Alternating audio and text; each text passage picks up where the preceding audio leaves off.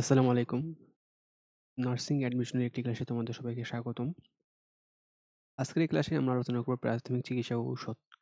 মানে এই ক্লাসটি তোমাদের কেন করা উচিত সেই নিয়ে আমি তোমাদেরকে বলবো। দেখো, তোমাদের নার্সিং সেক্টরটা হচ্ছে মানুষের সেবা করার জন্য। তো দেখো, সেবার ক্ষেত্রে আসছে যে চিকিৎসা, কিভাবে সেবা করবা তুমি নার্সিং সেক্টরে এসে? অবশ্যই মানুষের চিকিৎসা করতে হবে। চিকিৎসার ক্ষেত্রে তোমাকে সবকিছু মেইনটেইন করতে হবে। তো তোমাদের প্রাথমিক চিকিৎসা একটি গুরুত্বপূর্ণ টপিক এবং এই টপিকটা থেকে তোমাদের পরীক্ষায় প্রশ্ন আসে। তো তুমি একজন নার্স হিসাবে প্রাথমিক চিকিৎসা কি দিবা? সেইসব নিয়ে প্রশ্ন আসে প্রায়। তো আজকের ক্লাসটি হচ্ছে মূলত প্রাথমিক চিকিৎসা ও ঔষধ নিয়ে। তো সবার আগে বুঝতে হবে আমাদের প্রাথমিক চিকিৎসা কি টার্মটা। তো এখন দেখি সামনের দিকে। তো হচ্ছে ১ম এ বলা হয়েছে যে পুড়ে গেলে প্রাথমিক অবস্থা অর্থাৎ যদি কোনো পেশেন্টের বা তোমার কারো যদি হাত পুড়ে যায় সেক্ষেত্রে তুমি তার কি প্রাথমিক চিকিৎসা দিবা? সেক্ষেত্রে তাকে উপদেশ উপদেশ দিতে হবে যে পরিষ্কার ঠান্ডা পানি দিয়ে হাত ধুয়ে ফেলা। তো তোমাদের যে মানবিক জিকে বা মানবিক সাঁতার জ্ঞান বা মানবিক গুণাবলীর উপর যে প্রশ্নগুলো আসবে সেই প্রশ্নগুলো কিন্তু এই টপিক থেকে আসতে পারে। তো একটু ভালো করে পড়বা। তারপর ২ নম্বর প্রশ্নটা হচ্ছে ভাঙ্গা ও ফ্র্যাকচার অর্থাৎ কারো হাত ভেঙে গেলে বা ফ্র্যাকচার হলে তুমি তাকে কি উপদেশ দিবা সেই নিয়ে। তো ১ম উপদেশটি হচ্ছে ভাঙ্গা স্থান নড়াচড়া করলে ক্ষতির পরিমাণ বাড়ে। অর্থাৎ তোমাকে এই উপদেশটা দিতে হবে এবং তারপর বলা হয়েছে যে ভাঙ্গা স্থানে যাতে নড়াচড়া না করতে পারে সেজন্য কাঠ বা বাঁশ দিয়ে বেঁধে রোগীকে দ্রুত চিকিৎসকের নিকট নিয়ে যেতে হবে অর্থাৎ ডক্টরের কাছে নিয়ে যেতে হবে। এটা হচ্ছে তোমাদের ভাঙা রোগীর জন্য উপদেশ। তারপর হচ্ছে সাপে কামড়। কাউকে যদি সাপে কামড় দেয় সেক্ষেত্রে তুমি তাকে কি উপদেশ দিবা? তো দেখো, ১ম এ বুঝতে হবে যে সাপটি বিষধর নাকি অবিষধর সেটা পরে। সবার আগে আমাদের জানতে হবে যে বিষধর সাপ কি? যেমন একটা এক্সাম্পল দেখে নিচ্ছি কিং কোবরা এটি বিষধর সাপ। তো বিষধর সাপ কামড় মানে কামড়ালে বা ক্ষতস্থানে পাশাপাশি ২ টি দাগ থাকে। অর্থাৎ ওই রোগীকে বিষধর সাপ কামড় দিছে না অবিষধর সাপ কামড় দিছে তা চেনার উপায় হচ্ছে যদি বিষধর সাপ হয় সেক্ষেত্রে এরকম ২ টা দাগ থাকবে ওই কামড়ের স্থানে। তাহলে বুঝতে হবে সেই রোগীকে বিষধর সাপ কামড় দিয়েছে। তাহলে প্রাথমিক করণীয় কি? দেখো সেক্ষেত্রে কামড়ের স্থান পানি দিয়ে ধুয়ে ফেলতে হবে এবং উক্ত অঙ্গ যত সম্ভব নিশ্চল রাখা অর্থাৎ কোনো নড়াচড়া যেন না করে। কারণ বেশি নড়াচড়া করলে বিষ ওই স্থান থেকে পুরো শরীরে ছড়িয়ে যেতে পারে। তাই যে স্থানে কামড় দিয়েছে সেই স্থানটা আম বেঁধে রাখতে হবে যাতে ওই স্থানের ওই বিষক্রিয়াটা যেন পুরো শরীরে ভালোভাবে না ছড়ায়।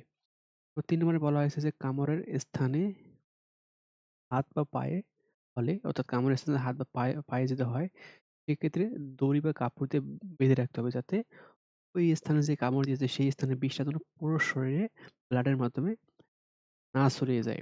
তারপর হচ্ছে দ্রুত চিকিৎসকের শরণাপন্ন হতে হবে। তো এখন আমরা আসি ওরসালাইন নিয়ে। ওরসালাইনের ইংরেজি হচ্ছে অ অরাল স্যালাইন বা ওআরএস। তো এখন প্রশ্ন হচ্ছে যে ওরসালাইন কেন দেওয়া হয়? কারণ বন্যার পর অর্থাৎ যখন কোথাও বন্যা হয় সেখানে বন্যার পর ডায়রিয়ার প্রাদুর্ভাব বেশি। ডায়রিয়ার প্রাদুর্ভাব বেশি। সেক্ষেত্রে আমাদের রোগীকে আমরা ওআরএস স্যালাইন দেই। ধরো যে ডায়রিয়ার মূল সমস্যা কি? দেহ থেকে পানি ও লবণ বেরিয়ে যায় ফলে পানি শূন্যতা হয়। অর্থাৎ ডায়রিয়া হলে মানুষের পানি শূন্যতা হয় এটা মনে রাখবেন। আবার উপায় রোগীকে ওটস স্যালাইন খাওয়ানো অর্থাৎ কারো যদি ডায়রিয়া হয় সেই রোগীকে আমরা ওটস স্যালাইন খাওয়ানোর জন্য উপদেশ দিব। ওটস স্যালাইনের উপাদান অর্থাৎ কি, কি উপাদান নিয়ে ওটস স্যালাইন গঠিত? হচ্ছে 1.30% সোডিয়াম ক্লোরাইড এবং 0.75% পটাশিয়াম ক্লোরাইড। এগুলো হচ্ছে ওআরএস এর উপাদান। এবার আসছে যে নরমাল স্যালাইন। তো নরমাল স্যালাইন সেক্ষেত্রে সোডিয়াম ক্লোরাইড হচ্ছে নরমাল স্যালাইনের উপাদান এবং 0.9% সোডিয়াম ক্লোরাইড থাকে। তো নরমাল স্যালাইনের গায়ে দেখবা তোমরা 0.9% সোডিয়াম ক্লোরাইড লেখা থাকে। তো এখন আমরা বিবিধ তথ্য বা আরো কিছু তথ্য জানি যেমন হচ্ছে আঙ্কুপাচার এটি একটি চিকিৎসা পদ্ধতি যা চীন দেশের প্রাচীন চিকিৎসকরা ব্যবহার করতেন। তারপর হচ্ছে খোসা পাসরা এটি একটি চর্ম ও খুবই ছোঁয়াচে রোগ। তারপর হচ্ছে ভায়াগ্রা অর্থাৎ এটি একটি যৌন উত্তেজক ঔষধ যার প্রকৃত নাম হচ্ছে সিলডেনাফিল। পরে আমরা কিছু এমসিকিউ দেখি। তো এমসিকিউ গুলো তোমাদের বিভিন্ন বিসিএস চাকরির পরীক্ষায় এসেছে। এগুলো তোমাদের পরীক্ষায় হুবহু কমন পড়তে পারে। সবার আগে দেখো শরীরের কোনো স্থান পুড়ে গেলে তৎক্ষণাৎ প্রাথমিক অবস্থায় কি নেওয়া উচিত? দেখো, এটা তোমাদের মানবিক গুণাবলীর ক্ষেত্রে আসতে পারে। সেক্ষেত্রে বরফ বা ঠান্ডা পানি দিয়ে দিতে হবে। তাহলে বরফ বা ঠান্ডা পানি দিতে হবে। তো ২ নম্বর প্রশ্নটি হচ্ছে আঘাত লেগে ফুলে যাওয়ার প্রাথমিক চিকিৎসা কোনটি? সেক্ষেত্রে ঠান্ডা পানি ও বরফ দিতে হবে। এটা হচ্ছে এমসিকিউর উত্তর। তারপর লক্ষ্য রাখি যে বন্যার পর, বন্যার পর কোন অসুখের প্রাদুর্ভাব বেশি দেখা যায়? সেটা হচ্ছে ডায়রিয়া। অর্থাৎ বন্যার পর ডায়রিয়া অসুখের প্রাদুর্ভাব বেশি দেখা দেয়। আবার হচ্ছে রোদে পোড়া, ত্বকে খোসা বের হওয়া বা পোকামাকড়ের কামড়ের প্রাথমিক অবস্থা কোনটি? সেটা হচ্ছে স্যাভলনযুক্ত পানি দিয়ে গোসল করা। অর্থাৎ রোদে পড়ে যায় বা ত্বকে র‍্যাশ বের হয় বা পোকামাকড় কামড় দিলে এই রোগীর তুমি প্রাথমিক কি চিকিৎসা দিবা? সেক্ষেত্রে তাকে উপদেশ দিবা যে স্যাভলনযুক্ত পানি দিয়ে গোসল করানো। আবার প্রশ্নটি হচ্ছে ৫ নম্বরে যে দুর্ঘটনায় পতিত কোন ব্যক্তির ভাঙা হাত পায়ের প্রাথমিক পরিচর্যা কি? সেটা হচ্ছে আহত স্থানে গার্ড দিয়ে বেঁধে হাসপাতালে বা চিকিৎসকের নিকট পাঠানো। এটা হচ্ছে সঠিক অ্যান্সার। তারপরও আসতেছে ৬ নম্বর প্রশ্নটি যে বিশুদ্ধ সাপের কয়টি বিষ দাঁত থাকে? অর্থাৎ কয়টি বিষ দাঁত থাকে? সেক্ষেত্রে হবে অ্যান্সার হবে ২ টি। অর্থাৎ বিশুদ্ধ সাপের ২ টি বিষ দাঁত থাকে। ৭ নম্বর প্রশ্নটি হচ্ছে যে বিষধর সাপ কামড়ালে ক্ষতস্থানে থাকে কয়টি?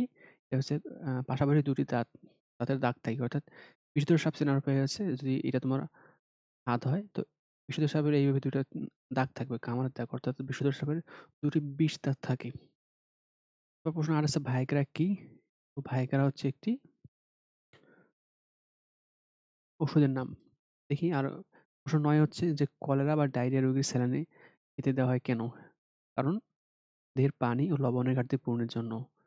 এবার প্রশ্ন ১০ হচ্ছে যে which of the following A component of oral saline সেটা হচ্ছে সল্ট অর্থাৎ ওরাল স্যালাইনে লবণ থাকে। প্রশ্ন ১১ হচ্ছে প্রাথমিক নিয়মে অর্থাৎ প্রাকৃতিক নিয়মে চিকিৎসা করাকে কি বলে? সেটা হচ্ছে ফিজিওথেরাপি। তারপর প্রশ্ন ১২ হচ্ছে নরমাল স্যালাইন হলো সোডিয়াম ক্লোরাইডের 0.9% জলীয় দ্রবণ। এটা মনে রাখবেন। তারপর ১০ নম্বর এমসিকিউটা হচ্ছে যে আঙ্কুপাচার কি? আঙ্কুপাচার হচ্ছে চীন দেশীয় প্রাচীন চিকিৎসা পদ্ধতি। তো আজকের ক্লাসটি এই পর্যন্ত। তোমরা এই ক্লাসটি ভালো করে করবা এবং এই ক্লাস থেকে তোমাদের খুবই গুরুত্বপূর্ণ এমসিকিউ আমি দিয়েছি। যা জানা খুবই জরুরি। ধন্যবাদ সবাইকে।